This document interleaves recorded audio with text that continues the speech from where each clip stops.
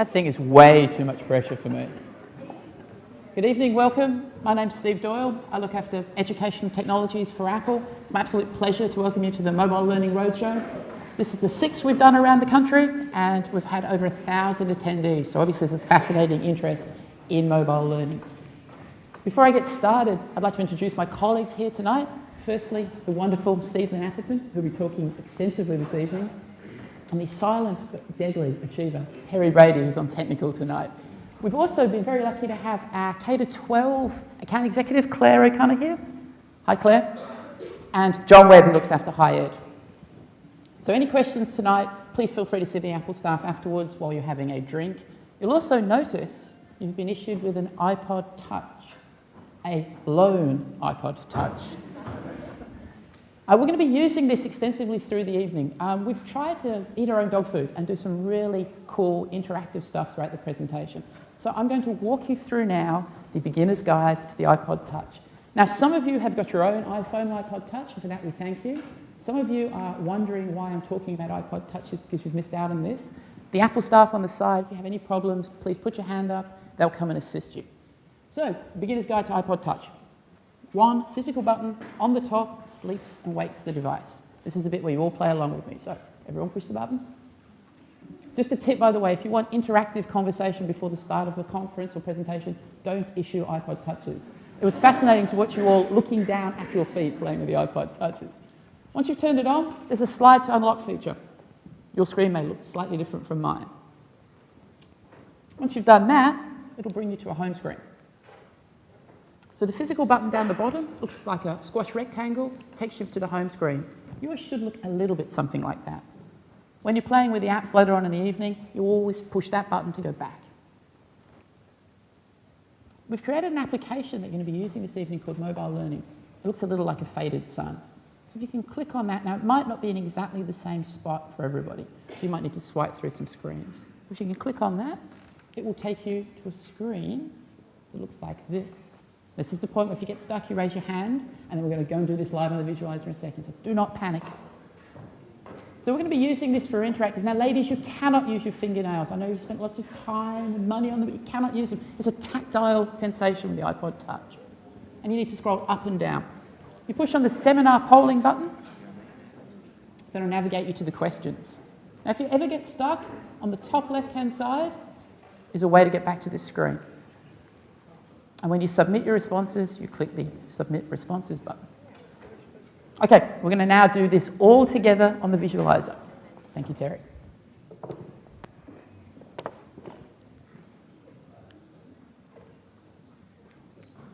Beautiful, thank you. So I'm going to navigate by sliding between screens, and I push on the Mobile Learning app. So it's reloading. So every time you access this, it takes about 5 to 6 seconds for the new questions that we're going to populate to upload. So please don't get impatient and think they're not there. Most of you should have a button that says Log Out. Now this is where it gets confusing. If it says Log Out, it means you're logged in. But if it says Log In, you have to log in. So we're going to log in now. I know, technology doesn't make things easier. So I click on the Login button, and then in the little white field, I tap, and I enter my user number that has been randomly assigned to me. Thank you for laughing. Yours is on the back of your iPod Touch. Thank you. So this is the bit where you have to remember a 6-digit number without looking back twice. Academic audience, magic number 7, we thought you'd be fine. So we scroll up and down. As I was saying, if we click on the Apple Contacts, we can actually see the email addresses of all the staff who are presenting and attending tonight. We just scroll up and down with our fingers. And if ever we get lost, we can just go right to the top and back to here. Now we're going to get you to test this. So if you click on Seminar Polling, click and hold till the world darkens, there is a question. So we hold that one down again. We get to vote. So if I want to say I am not an iTunes user, who would say that? If I go, yes, I'm an iTunes user, I click to select it and then say Submit Response. The little spinning wheel happens. And look at this, 54 of you have not been listening to me at all and have skipped ahead. For that, I thank you. Terry, if you could switch to the response screen. Okay. You guys are way faster than Sydney. I'm only allowed 2 rugby league jokes tonight. I won't use the first one yet. So that's great. So we're taking interactive feedback from you guys. Now, does anyone have any problems? A few people? Are you pointing or putting your hand up? You're pointing. It was a lovely point. I detected it from here. So we're all ready to roll? A few people? Excellent. Totally lost the audience again. Yep. Yeah. Do that in a second. Okay. Flick back the slides for me. Thanks, Terry. Okay, so you're going to need this throughout the presentation, so keep it ready and don't vote ahead. So let's get started with the actual presentation. At the moment, we're seeing growing levels of both physical and what I can only describe as emotional truancy. As young people question the relevance of an educational system that seems somehow out of sync with the way in which they gain knowledge and experience elsewhere. Disconnected, if you like, from what they value. Lord Putnam, the first member of the House of Lords to own an iPod, but more importantly, a great proponent for the use of information and communications technology, and not just higher education, but K-12. Putnam, in his discussion here at the Handheld Learning Conference in London, revolves around this whole concept of the digital native, the thumb generation, an area that we'll examine further on in this talk. Back to the speaker. Putnam said that there was a huge disconnect between the students and the teachers. Now, I know there are a number of K-12 folks here in the audience. Just so you know, this presentation is very much for higher education. But you've obviously been invited as well. You're most welcome. I'm sure there's plenty to take away with you. Back to this disconnect. Then Putnam's not the only person to believe that there's this sort of disconnect. A number of researchers certainly have been working in the field. Gregor Kennedy from Melbourne in an Alt-C grant with Wollongong and Charles Sturt certainly feels that there's a huge need to look at the pedagogical models and adapt those to basically cope with the student cohort. Prensky goes a step further. I don't personally agree with Prensky's belief that the largest single issue with education today is indeed this disconnect. But I'm wondering what your thoughts are. This is where you jump to the M-learning application. A new question has just come up, and I'd like you to click on the M-learning, click on seminar polling, and a new question will come up. And to give you a minute to work on that, I actually have the maestro ready to play a minute's worth of music. So maestro, when you're ready. Bit of Eric Satie. We'll take about 6 seconds or so for the questions to appear, as Steve said. There's only one answer, so it's not too tricky. We have an issue here, guys. Hand up. The question should be there on the iPod Touch. The quote. The quote is, the biggest issue is a disconnect between staff and students.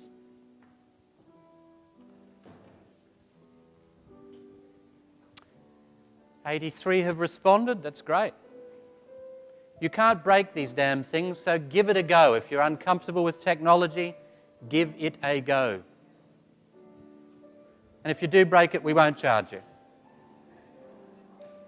I want to see, there's over 100 of you sitting here.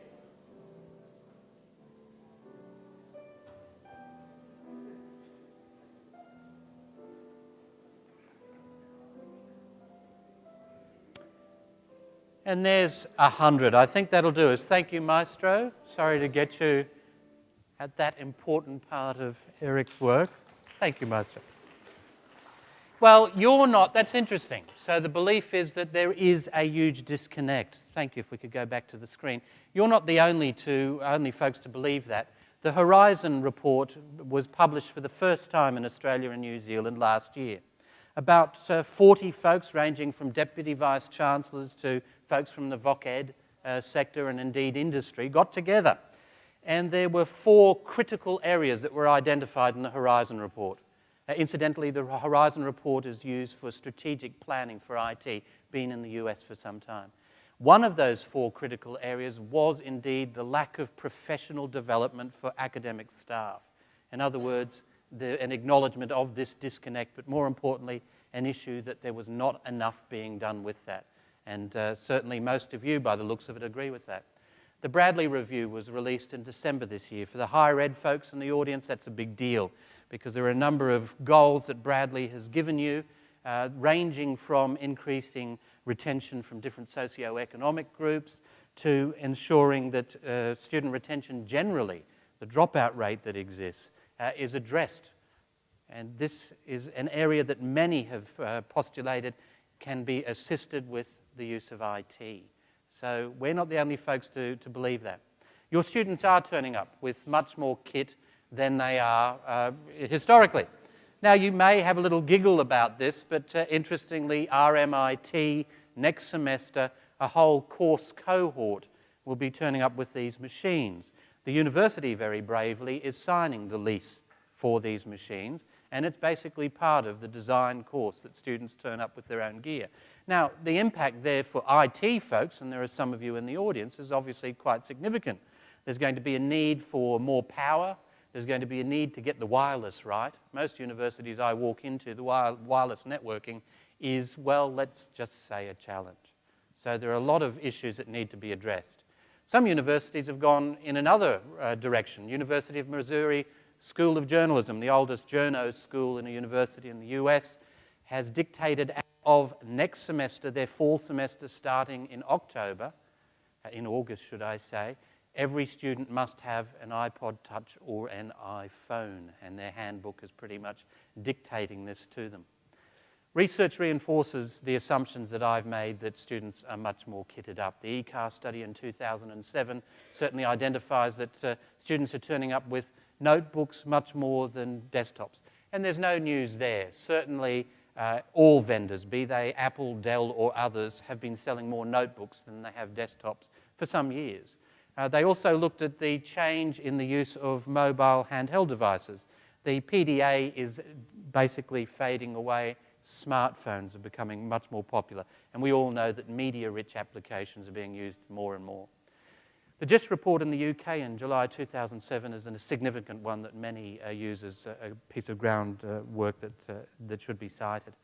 And there's an interesting finding or two here that I want to share with you.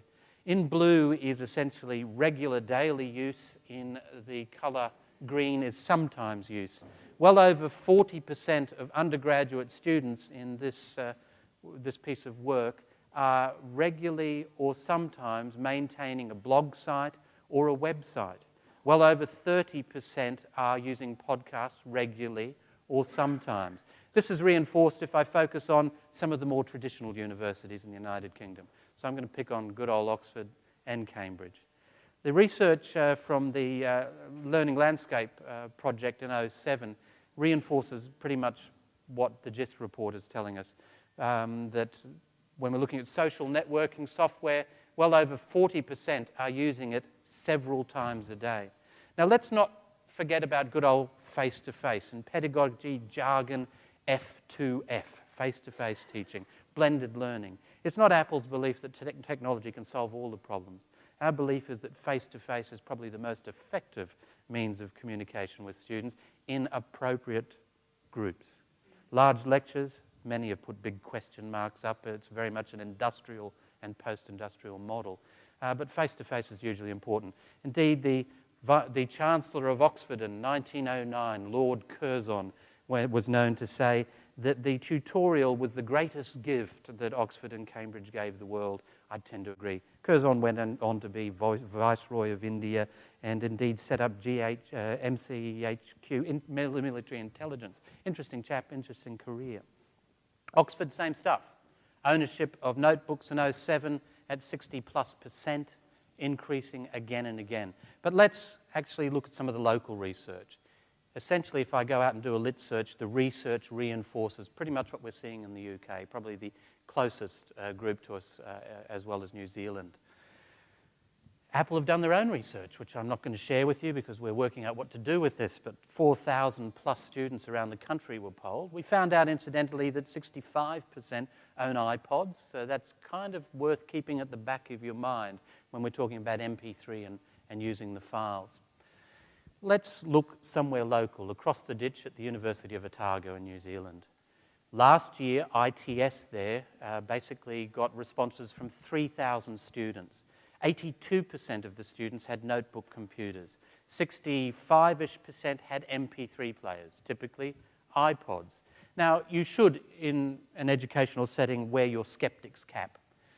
Otago is a very different university to most in Australasia. It's in Dunedin. Students typically move to Dunedin to study, more of an American model, and they're more likely to turn up with kit. Fair assumption? I think it is. So let's look at a regional Australian university. Let's go to Lismore, Southern Cross. I think we might have a Southern Cross person in the audience. Okay, not as many notebook computers there. 65% of the students last year that were polled, over 1,000 of them responded, own a notebook computer. 67% an MP3 player. Interestingly, I think the real take-home here is this access to broadband in the regions. Only 35% had access. And it's no coincidence that that's identified as another one of the 4 critical issues in the Horizon report, Australasia's lack of network access when compared to the Horizon report in the US. It's never been raised in the US, but certainly in Australasia it's a very significant problem still. Now look, I'm interested in how you're using technology. Some of you are guessing where I'm headed with this. I'm going to compare your use of technologies to the GIST report. Can you go to M-Learning app? Polling app. Going to give you a minute here. This is a multiple question, and this is why it's called an iPod Touch. You flick down the screen, and you can actually have multiple entries. Maestro, some more Sati.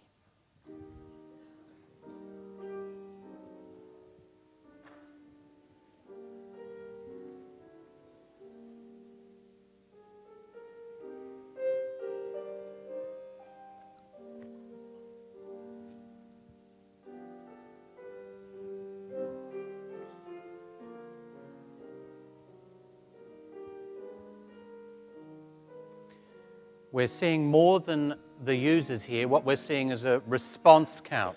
So we've had 148 responses, not 148 people, 148 responses. Just-in-time research, I like to call this.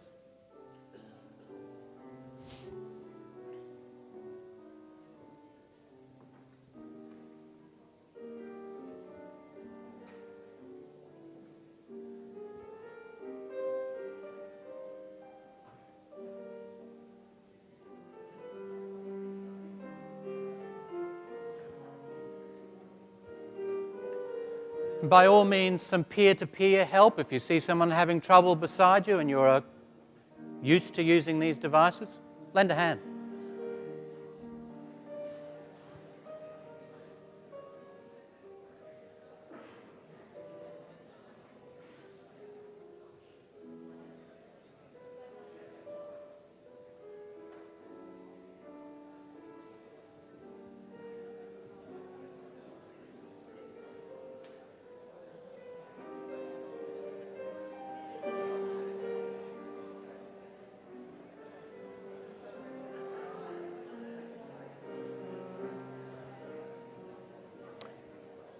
All right, let's wind up there. Look at the responses, and that's pretty good. Thank you, Philip. Maestro. So that's quite interesting feedback. If we could swap back to the slides, thanks. You're not that different to a group that Emeritus Dean of Education from Michigan University, Carl Berger, identifies. This is a new demographic, the millennial instructor. In other words, what I saw there was a profile of folks who are quite comfortable with the use of multiple technologies. That wasn't that far off from the GIST report. That tells me, probably, that an audience that attends this sort of gig is likely to be interested in technology. You are millennial instructors. You have skills very similar to the digital native, according to Berger's work.